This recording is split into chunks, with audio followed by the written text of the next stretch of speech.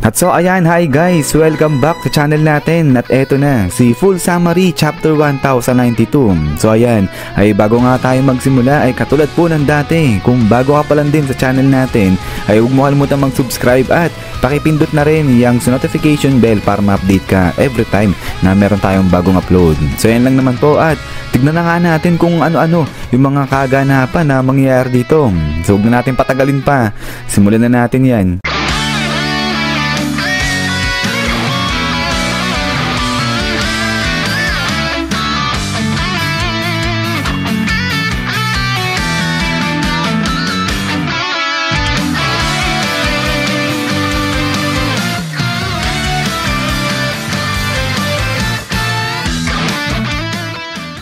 At so dito ngayon magsisimula kay Kuma dahil naabot niya na nga o narating niya na etong Marijoa. So kaya naman labasan na nga dyan etong ibang gwardya para pigilan etong si Kuma, pero ginamit naman dyan ni Kuma etong kanyang Ursus Shock para i-wipe out etong mga gwardya na pumipigil sa kanya.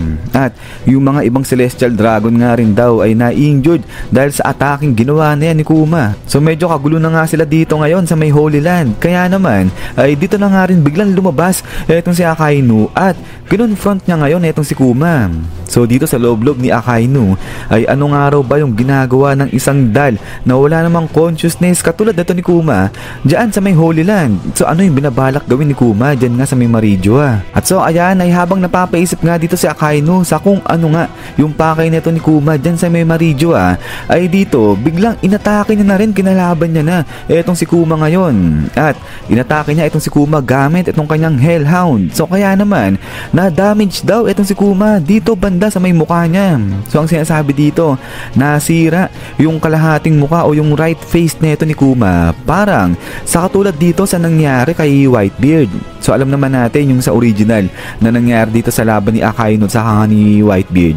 Sa manga, talagang tapyas dyan yung mukha ni Whitebeard nung gamitin ni Akainu itong kanyang Hellhound. So ganyan yung nangyari dito kay Kuma, pero hindi naman confirm kung kaliwa ba o kanang parte ng mukha ni Kuma yung natunaw. Pero ang confirm dito ay natunaw nga raw ni Akainu yung some part ng mukha ni Kuma. So all in all ay talagang napuruhan din na damage din etong mukha nga ni Kuma.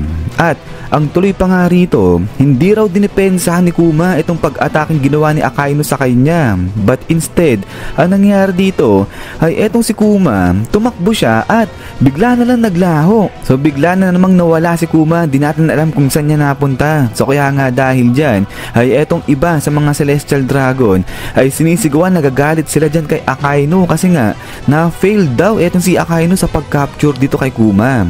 At ang dagdag pa nga rito, yung pagkain na reserba nito ng mga Celestial Dragon ay nasa minimum na. So ibig sabihin paubos na yung mga pagkain ng mga to. So kung matatandaan nyo nga ay diba yung mga barko na may dala-dala ng mga pagkain na ito ng mga Celestial Dragons ay kinat off yan ng Revolutionary Army. So balak ng Revolutionary Army na gutumin itong mga Celestial Dragons na to. But anyways, ay pagkatapos nga nito ay dito na nagkaroon ngayon ng flashback nung sa time na nahuli ni Akainu etong si Jewelry Bony. So 2 years ago nga yung nakakalipas ay etong si Akainu nahuli nila etong si Bony. At ang sabi dito ni Akainu ngayon na yung tatay nga ni Bony na si Kuma ay kusa yan na nag-undergo sa modification. So ibig sabihin etong sila Akainu ay may alam nga rin sila patungkol dyan kay Kuma at alam nila na itong si Jewelry Bony anak ni Kuma. But anyways ay pagkatapos ng flashback na nga na to ay balik tayo sa present at balik yan dito sa laban ni Luffy at saka nga ni Kizaru. So dito sa laban ng dalawa na to ay may kita nga natin na nag-snake man na nga dyan etong si Luffy, habang eto naman si Kizaru ay parehas na pinailaw na yung kanyang kamay at sinasalag niya yung mga bawat pag-atake nito ni Luffy. So dito sinasabi lang naman na parehas gumagamit ng armament haki etong dalawa na to, pero etong si Kizaru nga ay ayan nakakasabay siya kay Luffy, pinagbablock niya yung mga ataking ginagawa sa kanya ni Luffy ngayon. So wala namang bagong atake na ipinamalas etong dalawa na to, pero ang sabi nga ni Kizaru dito kay Luffy ay ang hirap nga raw kalabanin nito ni Luffy, as expected nga lang daw sa taong tumalo dyan kay Kaido. At so sa pagpapatuloy ng laban ng dalawa na to ay ay dito biglang lumipad papalayo etong si Kizaru dyan sa may Egghead Island. So bumuelo siya ng pagkalayo-layo at after nga niyan ay dito lipad siya pabalik at sinipa niya ng pagkalakas-lakas etong si Luffy ngayon. So ang sabi nga rito, sinipa ni Kizaru etong si Luffy ng full force. So kaya naman tilapon si Luffy dito kay Vega Force 1 at tuluyang nasira ngayon dyan etong si Vega Force 1. Habang dito naman sa kabilang banda ay etong si Sunny ay okay naman daw, safe naman kasi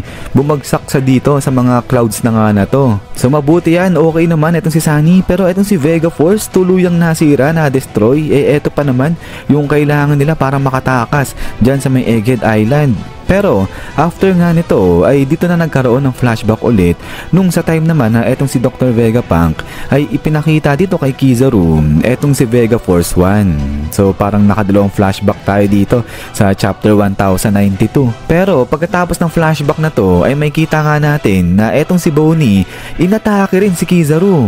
So kaya nga dito napasalita etong si Kizaru at ang sabi nga ni Kizaru kay Bonnie ay wag daw siyang pilitin ni Bonnie na saktan pa ni Kizaru yung mga taong kilala niya. So ibig sabihin itong si Kizaru ay kakilala niya nga rin itong si Bonnie. Pero ganun pa rin sa bandang huli ay sinipa nga rin ni Kizaru itong si Bonnie. Kaya naman tilapon dyan itong si Jewelry at dun siya bumangga sa may barrier ng Egghead Island. So yun nga kasi diba may barrier itong Egghead Island. At so pagkatapos niyan ay talo naman dito yan sa side na nila Dr. Vegapunk. Dahil dito naman ay etong si Kizaru ay nag-warp na nga siya papunta dito sa may control room. So kaya nga dahil dyan ay etong si Kizaru biglang nandito na sa may tabi-tabi mismo nila Dr. Vegapunk. So ang bilis talaga nito ni Kizaru, nandiyan kaagad siya sa tabihan pa mismo nila Dr. Vegapunk. Pero sa katapusan nga ng chapter 1092 ay may kita nga natin dyan na etong si Luffy bigla na nga rin siyang nag-appear doon sa may ceiling ng control room. So kasi nga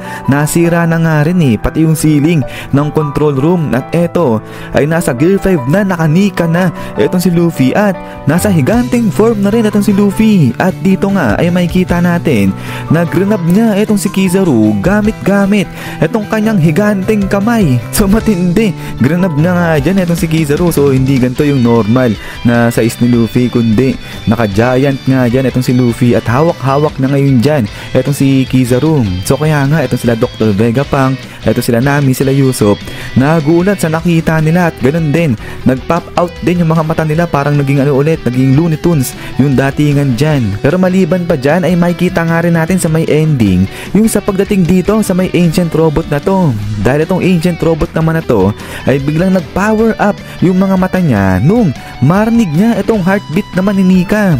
So parang connected ata itong ancient robot dito kay Nika kasi nag-react siya nung nag-transform na si Nika itong si Luffy. But din pagkatapos nga niyan is yan guys, so hanggang dito lang muna itong chapter natin na to. At so ayan ay kayo ba, ano yung masabi nyo patungkol dito sa konektado ata itong ancient robot kay Nika at pati na rin dito mismo sa laban ni Luffy at saka ni Kizaru. So dito itong si Luffy naka-Nika form na nga siya, naka-Gear 5 na siya. Sa tingin nyo ba uubra pa rin dyan itong si Kizaru, magagawa niyang matalo itong si Luffy katulad nung sinasabi nung iba? So pa-comment na lang yung mga reactions nyo o comments nyo dyan sa baba. At katulad nung pinalabas ko nung nakaraan ay pipili na lang ako ng mga malulupit na reaction nyo at ipapalabas natin yan sa susunod na video natin. So pare-parehas tayong mag-react dito sa chapter 1092 at yun pala ay ihabol ko lang etong si second channel natin, si Manga Series channel natin. Sa mga naghahanap kay Kalbo, kay One Punch Man natin ay ito ay sinisimulan ko na ulit na i-manga series etong si One Punch Man natin. At ito ay medyo kaka-upload ko lang yan kahapon. So yung link nito ay iiwan ko lang dyan sa may comment section natin. So kung trip nyo etong si One Punch Man ay pakicheck na lang yung si second channel natin, si Manga Series channel natin. At kung matripan nyo ay pakisubscribe na lang din siya guys. So yun lang naman at ulit ay maraming salamat sa panonood dito kay One Piece natin. So kung matripan nyo, huwag nyo kalimutan mag-iwan ng like. So yun lang naman. So lagi mag-ingat. God bless nyo lahat at kita-kits tayo ulit.